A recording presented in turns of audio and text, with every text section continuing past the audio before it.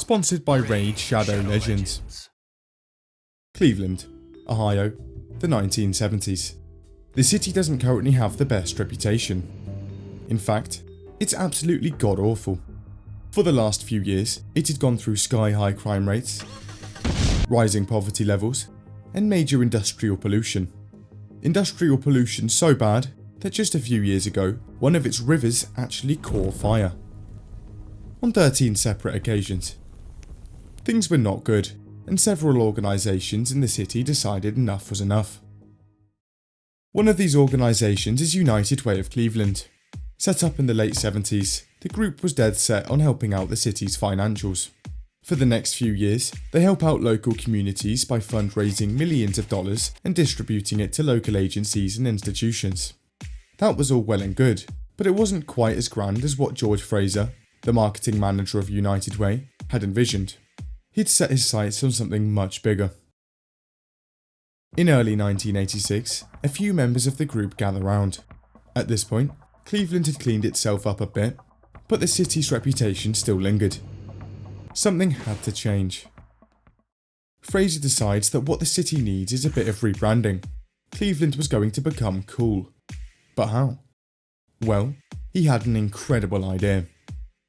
Balloons. It was perfect.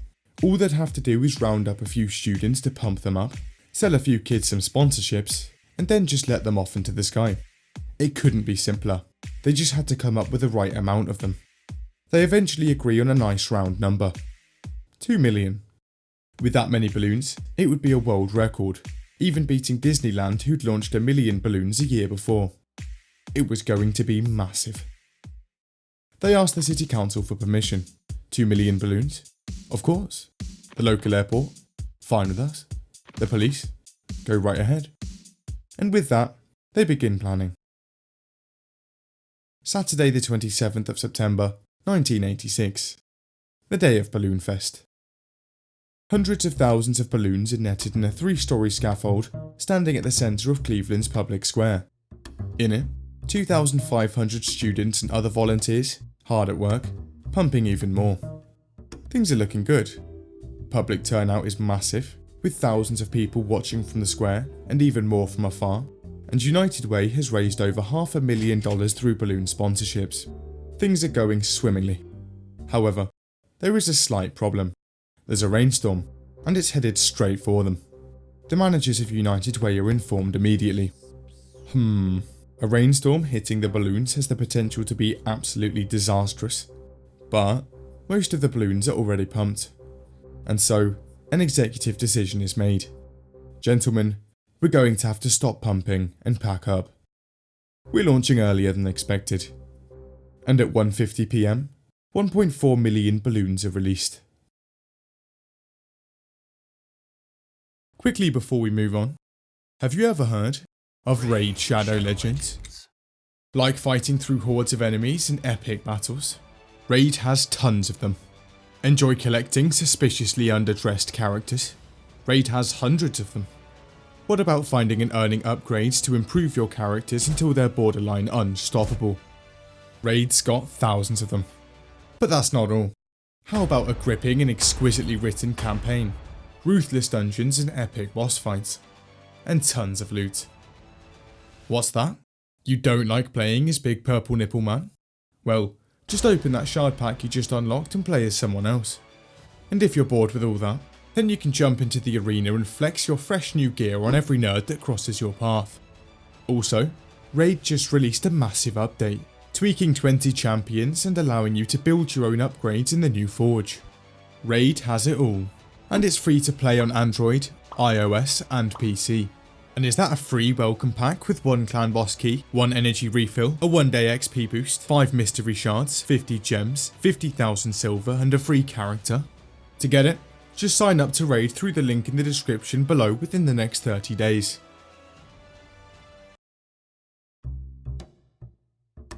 So far, things are going great.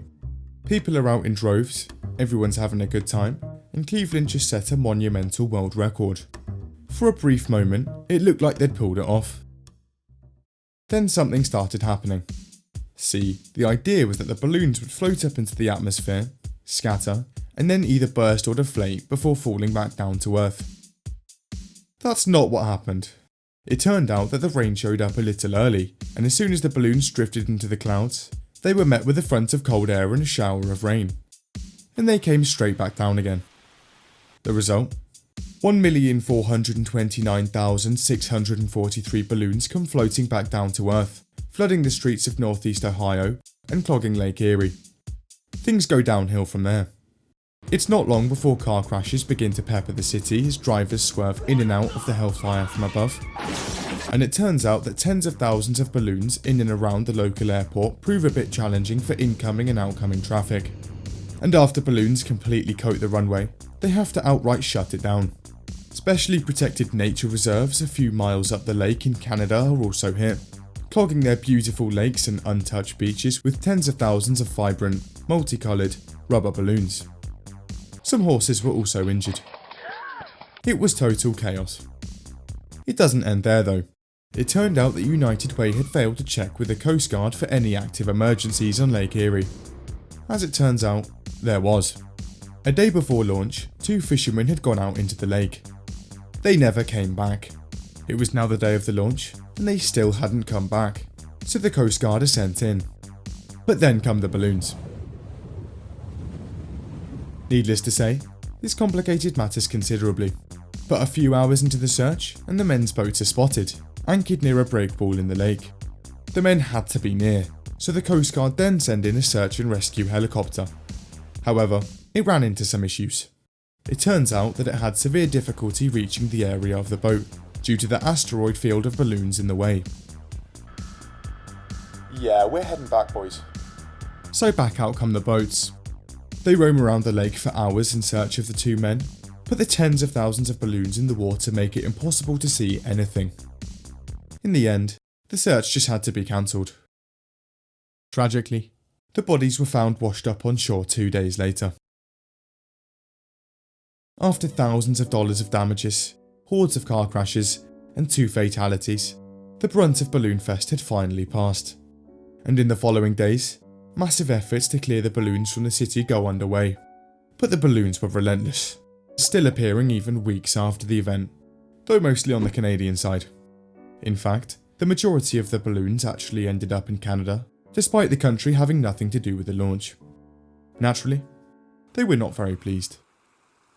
So things didn't pan out too well, but hey, at least United Way raised $500,000 for charity, right? Well, no, not really. While they had raised around $500,000 through selling balloon sponsorships, that money would turn out to be nowhere near enough for the barrage of lawsuits that came their way. First up was one of the fishermen's wives. She sues United Way for $3 million. The owner of the injured horses also steps in. She sues for $100,000. Both lawsuits finish up with undisclosed settlements. A number of other lawsuits seeking tens of thousands of dollars for damages also follow suit. In the end, the costs of the settlements actually outrun the event's profits and fundraising efforts, losing the United Way of Cleveland more money than they had even raised, making Balloonfest a complete failure on all fronts. It would later be revealed that the managers of Balloonfest actually knew about the incoming rainstorm the day before the event, but thought nothing of it, meaning that the entire debacle could have been avoided entirely.